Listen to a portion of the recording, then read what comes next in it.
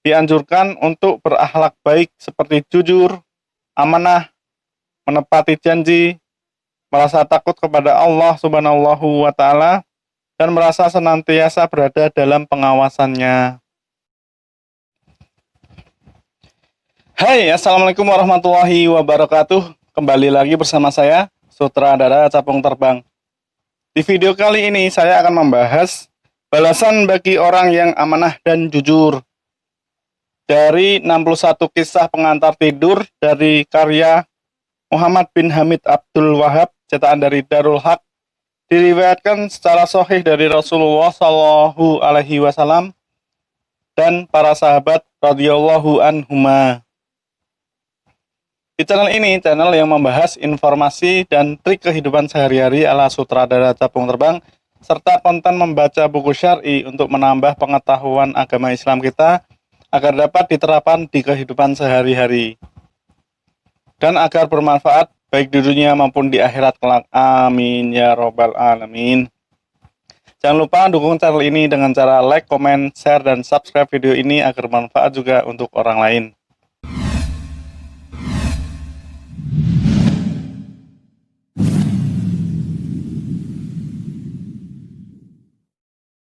Balasan bagi orang-orang yang amanah dan jujur. Dari Abu Hurairah radhiyallahu anhu, bahwasannya Rasulullah Shallallahu Alaihi Wasallam menyebut seorang laki-laki dari Bani Israel yang meminta orang Bani Israel lainnya agar memberinya hutang sebesar 1000 dinar.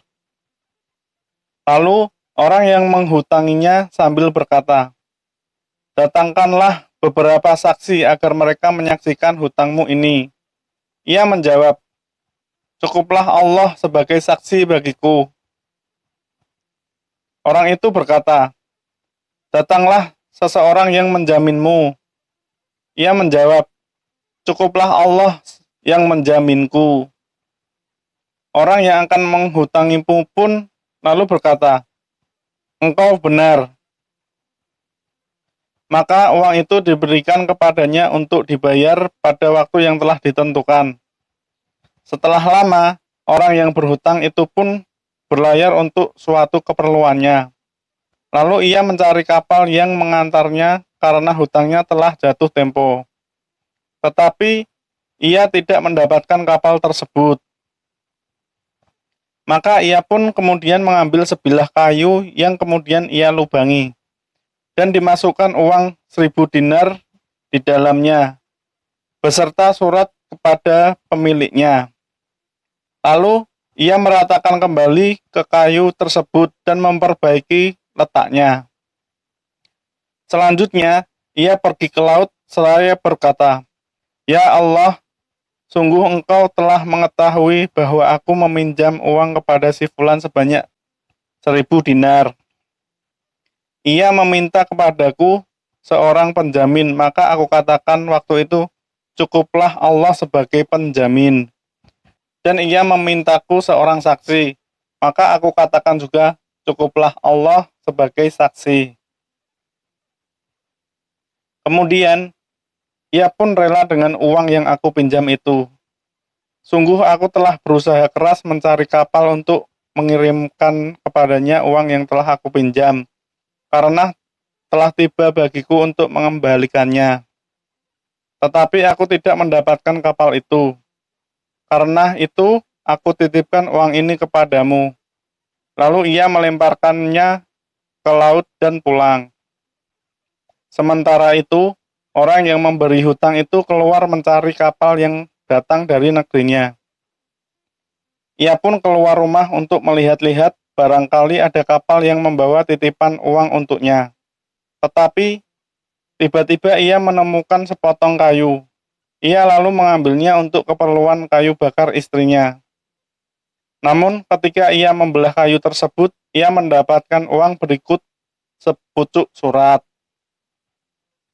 Selang beberapa waktu, datanglah orang yang berhutang itu sambil membawa uang 1000 dinar seraya berkata, "Demi Allah, aku terus berusaha untuk mendapatkan kapal agar bisa sampai kepadamu untuk mengantarkan uangmu.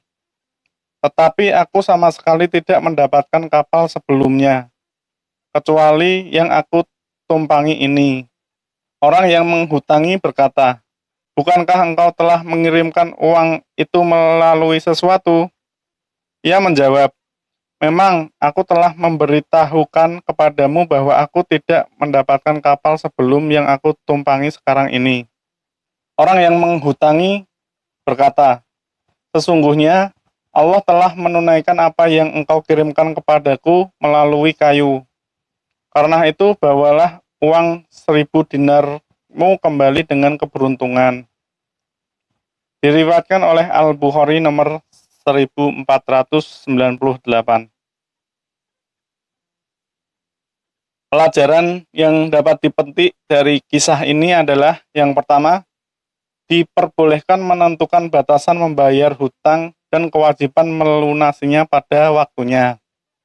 Yang kedua, anjuran untuk senantiasa menyerahkan diri dan bertawakal kepada Allah dalam segala urusan dan kondisi.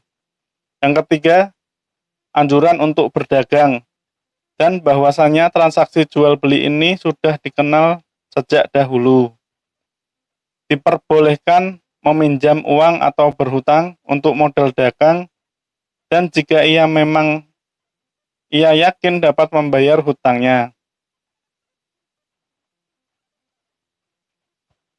Diperbolehkan meminjam uang atau berhutang untuk modal dagang jika memang ia yakin dapat membayar hutangnya.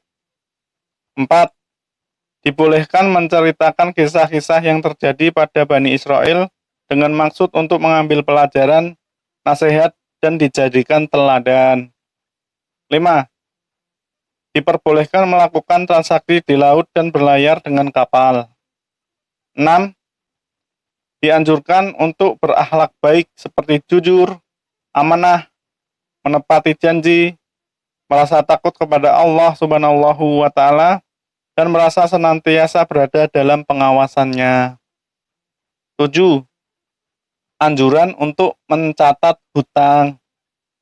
8. Anjuran untuk mendatangkan saksi dan meminta jaminan dalam hutang. 9. Anjuran untuk menghimpun modal dagang dari berbagai arah sekalipun sedikit jumlahnya. 10. Penetapan karomah para wali, sebagaimana papan kayu yang berisi uang emas dapat mengapung di laut dan menuju suatu negeri sehingga diambil oleh orang yang menghutangi dan tidak jatuh ke tangan orang lain. Ini merupakan peristiwa luar biasa yang tidak terjadi secara tidak kebetulan. Nah, seperti itu teman-teman, balasan bagi orang yang amanah dan jujur. Kisah ini diceritakan orang yang dari Bani Israel, orang yang hutang piutang, ketika ia meminjam hutang, dia menjaminkan hutang. Dia ingin mengembalikan hutangnya karena tidak ketemu. Dia memasukkan uangnya di dalam sepotong kayu, kemudian dia letakkan di laut. Dengan izin Allah, pada Allah, uang tersebut telah diterima oleh orang yang dituju. Itu adalah suatu hal yang sangat kecil dan sangat sedikit yang bisa dilakukan oleh Allah Subhanahu wa Ta'ala. Yang mungkin orang-orang yang tidak beriman tidak sanggup untuk berpikir dan tidak sanggup untuk mencernanya. Tapi atas izin Allah, semua apa yang kehendak Allah itu sangat mudah dilakukan. Maka dari itu, kita harus selalu percaya dan yakin kepada iman kita bahwa Allah Maha Kuasa, Allah pengatur segalanya. Maka dari itu, jangan ragu untuk menambah iman kita. Demikian video kali ini. Semoga bermanfaat. Jika ada kesalahan itu murni dari saya. Jika ada kebenaran hanya milik Allah Subhanahu wa Ta'ala. Allah dan Rasulnya terbebas dari kesalahan. Akhirul kalam, subhanakallahumma wa bihamdika, asyhadu an la ilaha illa anta, astaghfiruka wa atubu ilaik. Assalamualaikum warahmatullahi wabarakatuh. Memori ini entek.